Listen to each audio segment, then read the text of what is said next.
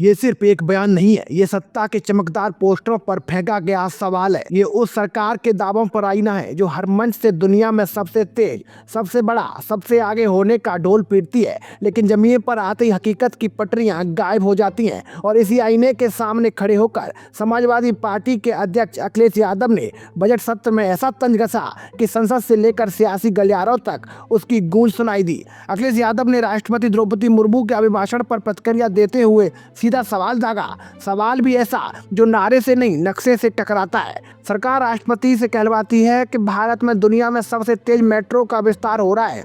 बहुत सुंदर वाक्य है, तालियां भी बजती हैं, पर अखिलेश यादव पूछते हैं, अगर ऐसा है तो प्रधानमंत्री अपने ही संसदीय क्षेत्र में मेट्रो क्यों नहीं बनवा पा रहे हैं? यही वो सवाल है जो सत्ता को सबसे ज्यादा चुभता है, क्योंकि ये विपक्ष का आरोप नहीं, ये रिकॉर्ड का बयान है। अखिलेश यादव याद दिलाते हैं, नोएडा से ग्रेटर नोएडा तक मेट्रो किसने बिछाई? दिल्ली से नोएडा को किसने जोड़ा? लखनऊ मेट्रो की नींव किसने रखी? उत्तर है समाजवादी पार्टी की सरकार ने। और फिर वो तंज आता है जो भाषण नहीं राजनीतिक व्यंग बन जाता है। अखिलेश कहते हैं, हमारे लखनऊ के मुख्यमंत्री बहुत आगे निकल गए हैं, वो सड़क वाली मेट्रो नहीं बना रहे हैं, वो पानी वाली मेट्रो बना रहे हैं। ये एक वाक्य नहीं, ये उस हकीकत पर कटाक्ष है जब बारिश आते ही सड़कें नदी बन जाती हैं, अंडरपास तालाब बन जाते हैं और शहरों में ट्रैफिक नहीं नाव चलने लगती है। यही है योगी मॉडल की पानी वाली मेट्रो। सरकार दावा करती है कि देश में मेट्रो का सबसे तेज विस्तार हो रहा है। अखिलेश यादव पूछते हैं, तो फिर वाराणसी में मेट्रो क्यों नहीं? याद रखिए, वाराणसी सिर्फ एक शहर नहीं, ये प्रधानमंत्री का संसदीय क्षेत्र है। यहीं से हर चुनाव में विकास के सबसे बड़े बड़े दावे होते हैं,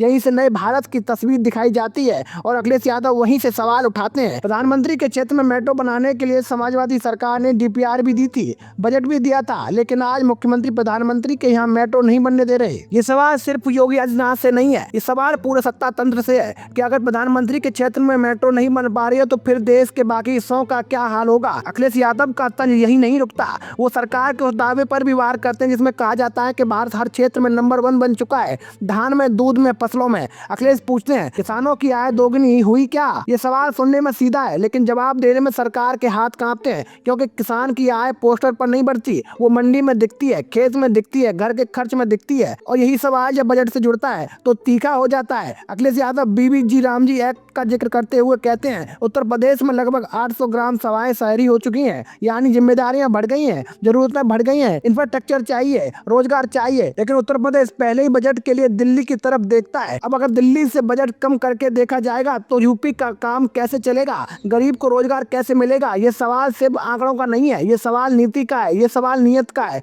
सरकार कहती है, हमने किसानों को सपने दिखाए, आय दोगुनी होगी, दूध उत्पादन बढ़ेगा, फसलें सोना उगलेंगी। अखिलेश यादव कहते हैं, सपने दिखाने से पेट नहीं भरता। और यही फर्क है, एक तरफ सपनों की राजनीति, दूसरी तरफ जमीन की सच्चाई। अखिलेश यादव की पूरी प्रतिक्रिया एक बात साफ कर देती है, ये लड़ाई मेट्रो की नहीं है, ये लड़ाई दावे और हकीकत की है। सरकार कहती है, हमने मेट्रो का जाल बिछा दिया। अखिलेश यादव कहते हैं, जाल तो भाषणों में है, जमीन पर पटरी दिखाओ। सरकार कहती है, हम सबसे तेज हैं। अखिलेश पूछते हैं, तो फिर वाराणसी क्यों पीछे है? सरकार कहती है, हम विकास के मॉडल हैं। अखिलेश यादव जवाब देते हैं, तो फिर पानी वाली मेट्रो क्यों चल रही है? ये तंज इसलिए असरदार है क्योंकि ये व्यक्तिगत नहीं है, ये तथ्यों से निकला है, ये उन सवालों से बना है जिनका जवाब सरकार के पास स्लोगन के अलावा कुछ नहीं है। अखिलेश यादव का ये बयान बजट सत्र में सिर्फ प्रतिक्रिया नहीं था, ये एक राजनीतिक चेतावनी थी। अब विपक्ष सिर्फ नारे नहीं लगाएगा, अब वो नक्शे खोलेगा, डीपीआर निकालेगा, पुराने फैसलों की याद दिलाएगा। और यही वजह है कि ये तंज सत्ता को चुभ रहा है, क्योंकि जब कोई नेता कहता है कि हमने मेट्रो बिछाई, बताओ तुमने कौन सी बिछाई, तो ये सवाल नहीं रह जाता, ये चुनौती बन जाता है। आज सरकार के पास शब्द है, अखिलेश यादव के पास रिकॉर्ड है। आज सरकार के पास भाषण है, अखिलेश यादव के पास नक्शे हैं। और राजनीति में जब शब्द नक्शे से हारने लगे तो सत्ता बेचैन हो जाती है। और यही बेचैनी आज दिखाई दे रही है, क्योंकि मेट्रो सिर्फ शहरों को नहीं जोड़ती, मेट्रो राजनीति की दिशा भी तय करती है। और अखिलेश यादव ने साफ कर दिया है कि 2027 की राजनीति अब भाषणों की पटरी पर नहीं चलेगी, अब उसे जमीन की रेल पर उतरना पड़ेगा। सवाल बस एक है, सरकार जवाब देगी या फिर अगला भाषण तैयार करेगी? तो दोस्तों, फैसला जनता करेगी। तो दोस्तों, मैं था आपके साथ मुकेश उपाध्याय। अगर आपको हमारी जानकारी अच्छी लगी हो तो कमेंट बॉक्स में जरूर बताएं। जय हिंद, जय भारत।